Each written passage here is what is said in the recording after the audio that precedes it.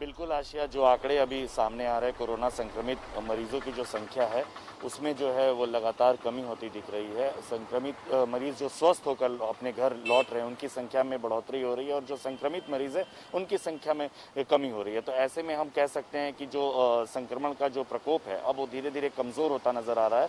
हालांकि राज्य सरकार के द्वारा जो स्वास्थ्य सुरक्षा सप्ताह के तहत मिनी लॉकडाउन की घोषणा की गई, जिसके हम तीसरे चरण में हैं, तो इसके दौरान जो राज्य सरकार के द्वारा लगातार जो निर्णय लिए गए, अब 16 तारीख के, आज हम तीसरे दिन में हैं, 16 तारीख से सख्ती बरती गई। तो लगातार इन 2 दिनों में अगर हम पूरे ज़िले की, अगर हम पूर्वी सिंहभूम ज़िले की बात करते हैं, लगातार पुलिस की जो दबिश है वो 2 बजे के बाद जो है लोग, सड़कें तो पूरी वीरान ही नज़र आती है। लोग जो हैं अब घर पर रहना ज़्यादा मुनासिब, ज़्यादा जो है अपने आप को सुरक्षित महसूस कर रहे हैं, क्योंकि सबसे बड़ी बात है कि अब लोगों को भी समझ में आ रहा है कि इस चेन को तोड़ने के लिए राज्य सरकार के द्वारा जो कदम उठाए जा रहे हैं उसमें वो कंधे से कंधा मिलाकर चले। आशिया, हम आपको बता दें कि एक बड़ी बात यह है कि जब हमको ये पता चलता है, जब हमें ये महसूस होने लगता है कि अब जो है कोरोना संक्रमण का जो प्रकोप है वो अब कम हो रहा है, तो हमारी एक मानसिकता हो जाती है। हम क्या है कि फिर लापरवाह होते नजर आ जाते हैं। जैसे कि पिछले जब पहली लहर थी तो उस समय लोगों में जब धीरे धीरे संक्रमण का प्रकोप जो है कम हुआ तो लोग जो है सामाजिक दूरी को पूरी तरह से भूल गए, अपने दिनचर्या में मास्क को शामिल करना भूल गए,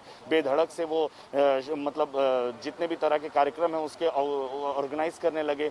मतलब बिल्कुल भी लोग लापरवाह होते नजर आए और धीरे धीरे जो है खतरा वो फिर वो जो एक दूसरी लहर ऐसे हमारे सामने आ गई जिसमें मृत्यु दर में बढ़ोतरी होने लगी। पूरे राज्य, पूरे देश में हाहाकार मच गया। लोग जो है घबरा गए, चिंतित हो गए, तनाव में आ गए। बहुत लोगों की मृत्यु हार्ट अटैक की वजह से होने लगी। अन्य बीमारियों का भी जो ग्राफ है वो बढ़ता चला गया। तो ऐसे में आशिया, बिल्कुल ये सही है कि अब संक्रमण की जो रफ्तार, अब चेन जो है वो धीरे धीरे टूटती हुई नजर आ रही है। संक्रमण का प्रकोप जो है वो कम होता नजर आ रहा है।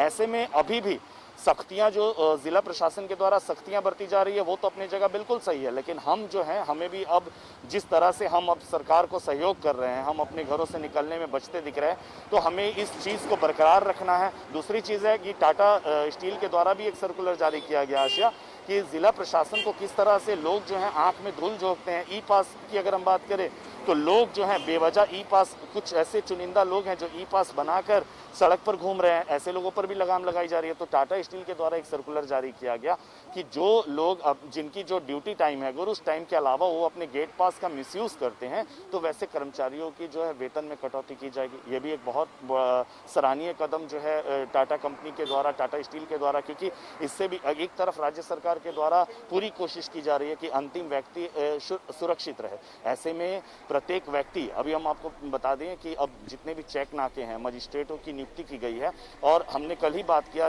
पूरे चेक नाकों में भ्रमण किया, वहां उनसे बातचीत की, तो वो भी काफी संतुष्ट नजर आ रहे थे, क्योंकि उनका कहना था कि जो व्यावसायिक वाहन है वही काफी है और मतलब आवाजाही जो है उनकी काफी ज्यादा है, क्योंकि और जो लोग निकल रहे थे, जो लोग बहाने बनाकर निकल रहे थे, उन पर लगाम जिस तरह से लगाई जा रही है, सख्तियां बरती जा रही है, अब लोगों के वैसे लोगों की आवाजाही जो है वो काफी कम देखने को मिल रही है। हालांकि जिला प्रशासन के जो पुलिस पदाधिकारी हैं, जो वरीय पुलिस पदाधिकारी है, जेएनएससी की बात करें या फिर हम जुगसलाई नगर परिषद क्षेत्र की बात करें या हम से अंचलाधिकारी की बात करें, तो लगातार पदाधिकारी जो हैं वो सड़क पर मुस्तैद हैं और लगातार लगाम लगाने की कोशिश कर रहे हैं। आम व्यक्ति जो है वो भी अब अपने आप को बचाने की पूरी कोशिश कर रहा है, जो एक मतलब सही दिशा की हम और कूच कर रहे हैं। ये अपने आप में एक बहुत बड़ी बात है, लेकिन अब भी हमें अपने मानसिकता को बदलनी होगी। हमें ये सोच रखना होगा कि ये जो सुधार हो रहा है इसको पूरी तरह से 100% सुधार में लाकर ही हमें दम लेना है, अन्यथा स्थिति और विकराल हो सकती है आशिया। इसलिए जो आंकड़े अब कम हो रहे हैं, राज्य सरकार के द्वारा या जिला प्रशासन के द्वारा जो गाइडलाइन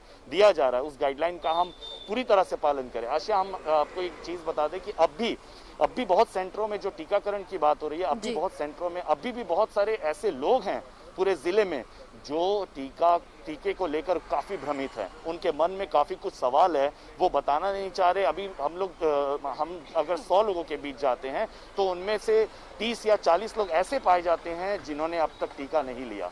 तो ये भी एक बहुत बड़ी बात है, क्योंकि राज्य सरकार के द्वारा या केंद्र सरकार की बात करें या जिला प्रशासन के आला अधिकारियों की बात करें, लगातार लोगों को वैक्सीन के प्रति जागरूक किया जा रहा है। अगर ये भ्रांतियां भी दूर नहीं होगी तो स्थिति कैसे सुधरेगी, अपने आप में बहुत बड़ा सवाल है। ये एक ऐसा कवच है जिसे लगा लेने के बाद हम सुरक्षित रहेंगे, हमारे पूरा परिवार के सदस्य सुरक्षित रहेंगे, हमारा आस पड़ोस सुरक्षित रहेगा, गाँव, शहर, राज्य, देश सुरक्षित रहेगा।